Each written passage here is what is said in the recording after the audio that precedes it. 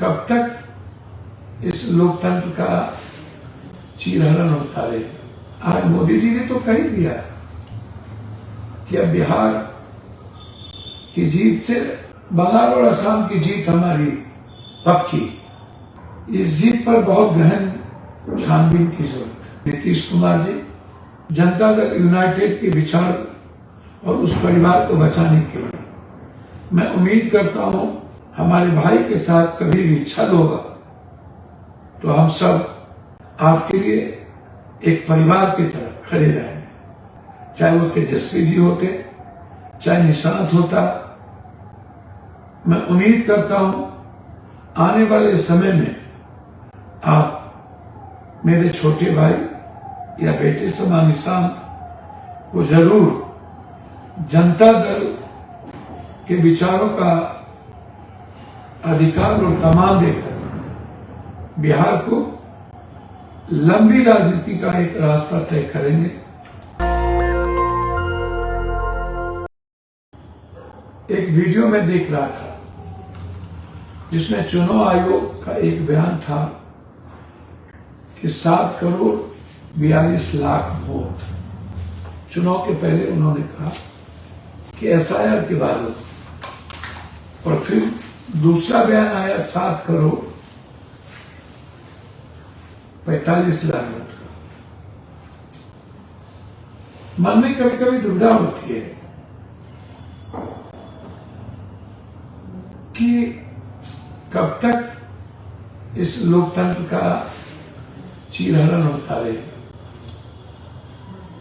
कब तक ये जनतंत्र संविधान खतरे में रहेंगे। और मैं अब यह भी नहीं कह सकता हूं कि वोट की चोरी हुई, क्योंकि जीत को इस तरह दिखाया गया है, परोसा गया है गोदी मीडिया के द्वारा कि मैं उस पर कोई टिप्पणी भी नहीं कर सकता। मेरी जुबान रुक गई, लेकिन कभी कभी सच बोलने में दिक्कत नहीं होती है। क्या सीमांचल के बाहर जहां ओबीसी जी ने टिकट दिया वहां पर 2000, 4000, 5000 से ज्यादा वोट क्यों नहीं आए? सीमांचल में ही उन्हें मत क्यों मिले? क्या सीमांचल के मुसलमान भाई बीजेपी को जिताना चाहते थे,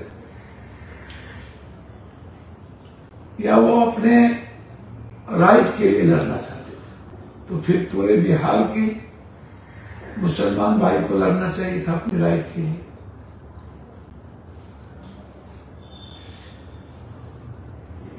पूरे देश के मुसलमान भाइयों को लड़ने की जरूरत है अपने राइट के लिए। आज मोदी जी ने तो कह ही दिया कि अब बिहार की जीत से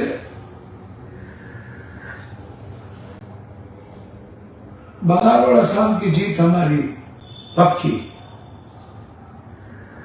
तो उसके पीछे कौन कौन जयचंद होंगे, कितने जयचंद को पालेंगे, कितने मान सिंह का औलाद होगा?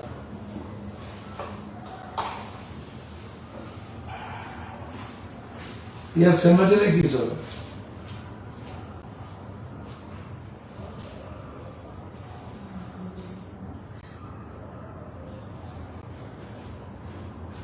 क्या हमारे भाइयों ने की सेवा करने में कोई कसर रह गई थी? कुछ लोग तो, मैं अमोर की जनता ने हमको विश्वास दिलाया था कि हम एक मजबूत सरकार बनाने के लिए आपका साथ हैं। बस मैंने यही कही थी, वहां जीत हमारी होगी अमोर की जनता के भरोसे। उसके लिए कुछ लोग, कुछ हमारे बच्चे भाई हमारे शब्दों का कह रहे थे कब, बिल्कुल यही वक्त है जब तस्लीमुद्दीन साहब जैसे लोग याद आने लगते हैं।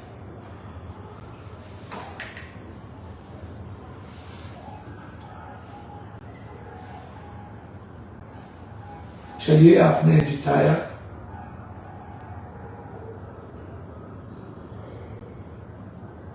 कांग्रेस के और इंडिया गठबंधन के साथियों पर आपका भरोसा और विश्वास बहुत अत्यधिक नहीं रह पाया। आप, मैं उम्मीद करूंगा कि जरूर वो आपकी सेवा करे, आपकी मदद करे, हर दुख और सुख में वो आपके साथ खड़े हों।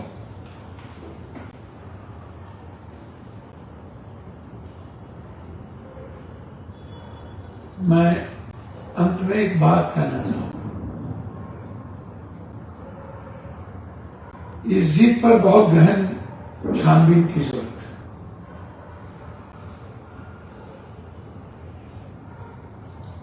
ये जीत वैसे नहीं होगी, और इस जीत को सिर्फ यह कह करके नहीं टाला जा सकता है कि 10,000 रुपये का कमाल है। ठीक है, मैं आज सम्मान कर रहा हूं, लेकिन इस जीत के पीछे मैं जाऊंगा, मैं ढूंढूंगा, मैं बैठूंगा नहीं। भले मैं राजनीति सियासत के लिए नहीं करूं, लेकिन बिहार के हर परिवार की सेवा करूं। मैं घर घर जाऊंगा। क्या कमी रह गई है? जो लोग 5 साल तक कोई सेवा नहीं करते, कोई मदद नहीं करते, कोई त्याग नहीं करते, जो भ्रष्ट हैं, जो गलत हैं, ऐसे कैंडिडेटों का चयन, जिन्हें कभी आप मिले नहीं, देखे नहीं, उसको जिता देना। 4 दिन पहले आपके क्षेत्र में उम्मीदवार बन के आया, फिर आपकी सेवा कौन करेगा और क्यों करेगा? और आपको भी अपेक्षा नहीं रखनी चाहिए। मैं युवाओं से भी आग्रह करूंगा, भ्रष्टम सरकार दोबारा बनने के लिए आपको बधाई। जो प्रधानमंत्री जी एक मोतिहारी का चीनी मिल नहीं बनवा सकते, वह कहते हैं लंबी लंबी बात। हमारे अमित भाई ने चीनी मिल बनवाने की बात कही है। मैं उनसे पूछूंगा कि वो टाइम और वक्त क्या होगा जब आप बिहार के सारे चीनी मिल को खोलना चाहें। मैं इंतजार करूंगा अमित भाई, और मैं आपको समय समय पर यह बात याद दिलाता रहूं कि आप बिहार में क्या क्या वादा किए थे, आपने क्या क्या कहा था। अमित भाई, मैं ये भी आपसे वादा चाहूंगा कि 20 साल पहले की बात, जंगल राज की बात, अब 25वां साल में आप ईद कर रहे हैं, आपका महागुंडा राज की पुनरावृत्ति ना हो।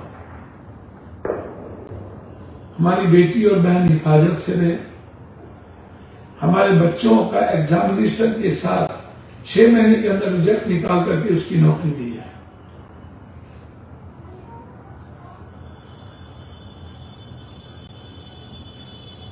अमित भाई, बिहार के लोग बहुत उम्मीद और विश्वास की नजर से इस जीत को देख रहे हैं। मुझे उम्मीद है 4 करोड़ लोगों को आप बिहार वापस लाएंगे, जो पलायन है उन्हें वापस लाएंगे। मुझे ये भी उम्मीद है कि आप बिहार में किसी भी तरह का हिंदू मुसलमान कार्ड को नहीं खेलेंगे, जाति धर्म मजहब में फर्क नहीं करेंगे, और अत्यंत पिछड़ी जाति दलित का सम्मान, उसके रोजगार, उसकी एक्सट्रोसिटी और उसके नौकरी का विशेष ख्याल रखेंगे। मैं अंत में सिर्फ इतना कहूंगा आपसे कि जो सबसे बड़ा सपना है हम सबका, बिहार में एजुकेशन जो 12th के बाद बिल्कुल 7% भी नहीं जा पाता है। 2% भी गांव के बच्चे 12th के बाद इंटर बीए नहीं कर पाते हैं। आप सबसे पहले बिहार के एजुकेशन सिस्टम को और स्कूली व्यवस्था को, सरकारी स्कूली व्यवस्था को सुधारिए। उन्हें सारे सरकारी तंत्र से अलग कर एक नूतन तकनीकी व्यवस्था के साथ शिक्षक को आजादी दीजिए, ताकि हमारे बच्चे आईआईटी आईआईएम करके बेहतर कर सके। हमारे घर के बच्चे आईएएस आईपीएस आईआईटी करने के बाद जब वो बाहर जाते हैं तो बिहार नहीं आना चाहते। तो उसके पीछे कारण है कि हमारे पास कोई व्यवस्था नहीं है। इसीलिए हम ये अपेक्षा आज करेंगे। मैं फिर आग्रह करूंगा कि यह मैंडेट नीतीश कुमार जी के नेतृत्व में हुई है। नीतीश कुमार जी को हृदय की गहराइयों से मैं बधाई देता हूं कि नीतीश कुमार जी, आप गांधीयन विचारों के साथ हमेशा अपने जीवन को जिया है। स्वर्गीय जननायक कर्पूरी ठाकुर, जेपी और लोहिया के आदर्श पर चले। आप एक सेकुलर व्यक्ति हैं। आप जाति धर्म मजहब की राजनीति नहीं करते। आपसे लोगों को उम्मीद है। आप अपने सच्चाई के रास्ते, जो अंतिम पारी ईश्वर ने और बिहार की जनता ने आपको दिया है, आप उसके जीवन में, मिडिल क्लास और गरीब के जीवन में आमूलचूल परिवर्तन के लिए, उसकी आर्थिक, शैक्षणिक और स्वास्थ्य की आजादी के लिए आप आगे बढ़ेंगे। मैं उम्मीद करता हूं यह जो मैंडेट है जनता दल यूनाइटेड के विचार और उस परिवार को बचाने के लिए, मैं उम्मीद करता हूं कि आपका जो स्वाभाविक परिवार है वो आपका इंतजार करता रहेगा, और हम कर भी रहे हैं। मुझे विश्वास है कि जब हमारे भाई के साथ कभी भी छल होगा तो हम सब आपके लिए एक परिवार की तरह खड़े रहेंगे। हम पहले भी कहें कि युवा नेतृत्व पर मेरा भरोसा है, चाहे वो तेजस्वी जी होते, चाहे निशांत होता। मैं उम्मीद करता हूं आने वाले समय में आप मेरे छोटे भाई या बेटे समान निशांत को जरूर जनता दल के विचारों का अधिकार और कमान देकर बिहार को लंबी राजनीति का एक रास्ता तय करेंगे।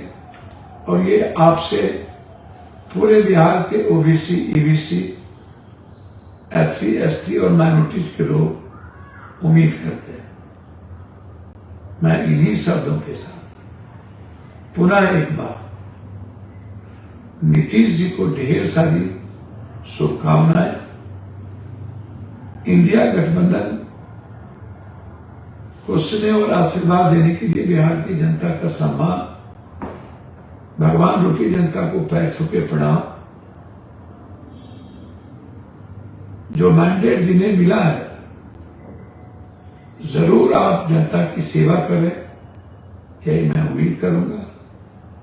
लेकिन मैं एक नए संघर्ष के साथ सीमांचल और कोसी की जनता से जरूर कहना चाहूंगा कि मैंने अपने वादे पूरे किए हैं। शायद एक वादा और एक मलाल रह गया है, वो है डॉक्टर का, अस्पताल का। मैं उम्मीद करता हूं कि पूर्णिया और बिहार के डॉक्टर, भ्रष्ट रूपी डॉक्टर और अस्पताल के सिस्टम को जो लोग एमएलए बने हैं वो जरूर सुधार की ओर आगे बढ़े। मेरा वादा जांच घर का है वो मैं पूरा करूंगा और लगातार भ्रष्ट डॉक्टर के खिलाफ, भ्रष्ट अस्पताल व्यवस्था के खिलाफ लोकसभा और लोकसभा के बाहर आवाज उठाता रहूंगा जब तक इस सिस्टम को मैं अच्छा नहीं बना पाऊंगा।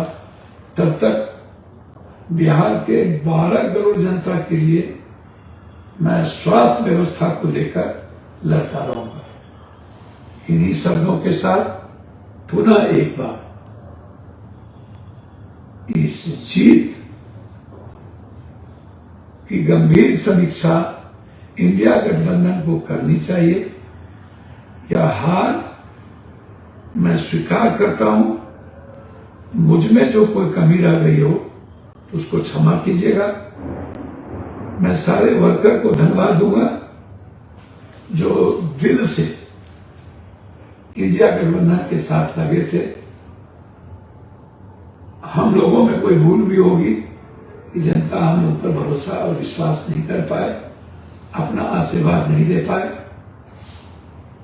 और यदि राजनीतिक और वैचारिक कारणों से किन्हीं भी दल के साथियों को ठेस पहुंचा हो तो उसके लिए मैं क्षमा चाहता हूं। धन्यवाद, नमस्कार। दस्तक की आपसे गुजारिश है कि अगर इसको बचाना चाहते हैं तो नेशनल दस्तक को सब्सक्राइब करने के लिए रेड कलर के सब्सक्राइब बटन को दबाएं, फिर बेल आइकन की घंटी दबाएं।